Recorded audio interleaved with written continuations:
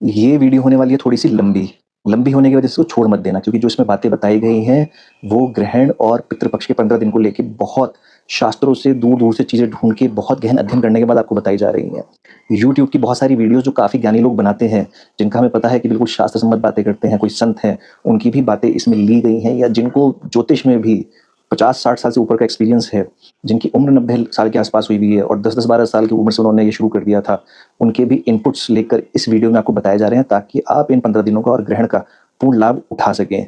और निश्चय ही अगर आप इसको पूरा देखते हैं और इसमें जितना भी हो सकता है आपसे उतना करते हैं, तो अगर आपके जीवन में कोई भी रुकावटें हैं, कहीं पे भी कोई बाधा है, कोई काम नहीं बन रहे हैं, इनको करने से निश्चय ही आपके जीवन की कुछ रुकावटें इसमें से ज़रूर समाप्त होंगी और आपको रास्ता मिलेगा।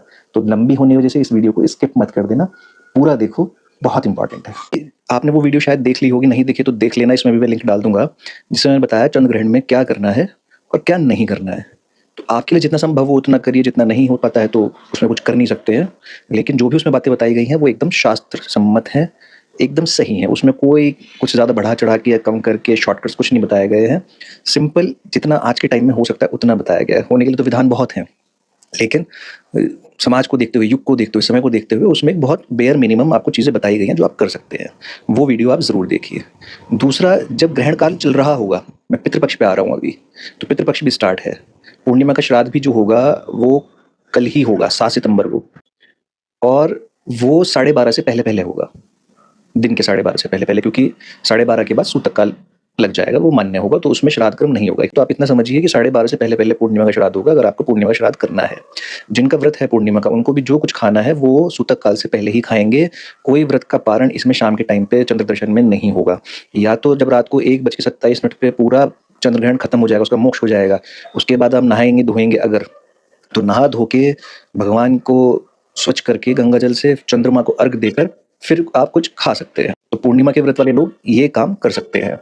अब इसमें जो 9:57 से लेके 1:27 तक का टाइम है, उसके बीच में भी जो 11:30 से लगभग 1 बजे तक का टाइम है, वो बड़ा महत्वपूर्ण है पूरा ही वैसे। उसमें अपने पितरों के निमित्त ज्ञात और अज्ञात, वैसे तो 3 पीढ़ी तक श्राद्ध किया जाता है, लेकिन आप बोल सकते हैं कि 7 पीढ़ी मेरी 21 पीढ़ी, जो भी आप बोलना चाहें उसमें वो बोल सकते हैं।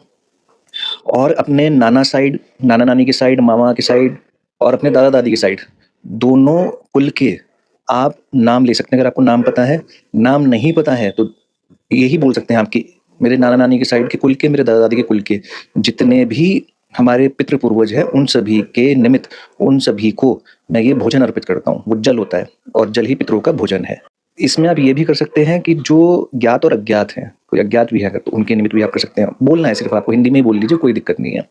और अगर आपके अंदर कुछ ज़्यादा ही भावना है समाज कल्याण की, या ज़्यादा ही धार्मिक प्रवृत्ति है आपके अंदर, तो आप समाज में कोई ऐसे भी बोल सकते हैं कि समाज में, मेरे आस-पास, मेरे कुल में कोई भी या मेरे कुल से बाहर भी जो अतृप्त पितृ हैं, जिनको कोई देने वाला नहीं है तर्पण, वो भी इस तर्पण को स्वीकार करें, उनके निमित्त भी मैं तर्पण करता हूँ। कई बार होता है किसी एक्सीडेंट में पूरे परिवार की डेथ हो गई, नहीं है कोई उनका तर्पण करने वाला, या रिश्तेदार कोई नहीं करते हैं, तो उनके निमित्त भी आप कर सकते हैं। बहुत सारे लोग ये भी क्वेश्चन पूछते हैं कि हमारे माता-पिता तो हम करें या ना करें, तो वो माता-पिता हैं आपके, तो माता-पिता का नहीं कर रहे हैं, आप अपने पूर्वजों का कर रहे हैं, अपने पितरों का कर रहे हैं, जो आपके बड़े थे, उनका कर रहे हैं। कोई भी कर सकता है, यहाँ तक कि स्त्रियाँ भी कर सकती हैं। सीता जी ने भी राजा दशरथ का श्राद्ध कर्म किया था, उनको तर्पण किया था। वो कहानी अलग है, उस पर भी नहीं जाते हैं। तो स्त्रियाँ भी कर सकती हैं। तर्पण करना कैसे है, वो मैं आपको बता देता हूँ इसके अंदर। ये लोटा है, इसमें आप पहले डालेंगे थोड़ा-सा गंगा जल और फिर सादा पानी, ये पूरा गंगा जल बन गया। इसके अंदर डालेंगे थोड़ा-सा तिल और कुशा। कुशा घास होती है, बाज़ार में आपको मिल जाएगी वो। कुशा ले आइए, थोड़ा-सा डाल दीजिए इसके अंदर। और मैंने पिक्चर भी लगा दी है, इसको आप देखना कैसे इसमें बता रहा है। जो हमारी तर्जनी उंगली है और अंगूठा है, उसके बीच से पितरों को जल तर्पण में दिया जाता है। तो ऐसे हाथ को करके यहाँ पे चाहें आप अंगूठे और उंगली के बीच में कुशा लगा सकते हैं, और ये आपने जल लिया होगा जिसके अंदर तिल का पानी है और कुशा डाली हुई है, उससे आप उल्टे हाथ से, सीधे हाथ को रखेंगे आप दक्षिण दिशा की तरफ, क्योंकि पितरों को तर्पण दक्षिण दिशा की तरफ दिया जाता है। और यहाँ बीच में कुशा भी लगा सकते हैं, इन दोनों अंगूठे और उंगली के बीच में, और उल्टे हाथ से यहाँ से जल आप अर्पित करेंगे।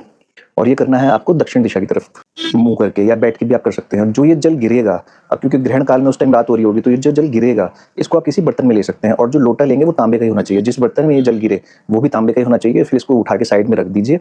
आपको जो भी अपना जब तक करना है, मंत्र आदि करना है, वो करिए। और सुबह उठ के, या जब भी आप शुद्ध हो जाते हैं, इसको पेड़ पौधों में, पीपल के पेड़ में, या कहीं ऐसी शुद्ध साफ मिट्टी में डालिएगा जहाँ पे गंदगी ना हो, वहां इसको अर्पित कर दीजिएगा। जो लोग अपने पितरों का तर्पण नहीं करते हैं उनको वो नाराज होकर श्राप ही देके जाते हैं कि कैसा हमारी संतानें हैं आगे की जो हमें तर्पण भी नहीं दे सकती। कोई इसमें हलवा पूरी खीर की ऐसी जरूरत नहीं होती कि पंडित को बुला के आप सो ताम झाम करें। पूर्ण श्राद्ध करना है वो भी कर सकते हैं।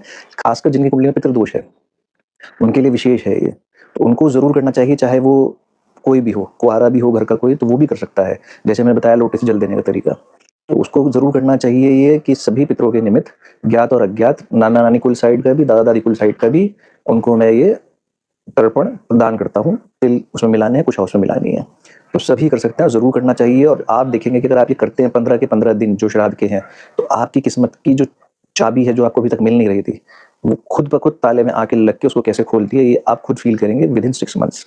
तो इसको जरूर करिएगा। जैसे मेरा मेन मकसद था कि मैं आपको बताऊं कि तर्पण कैसे करना है, वो इसमें मैंने बताया है। साथ में थोड़ी बहुत और जानकारी भी दी है। इसको सुनिए, समझिए और करिए।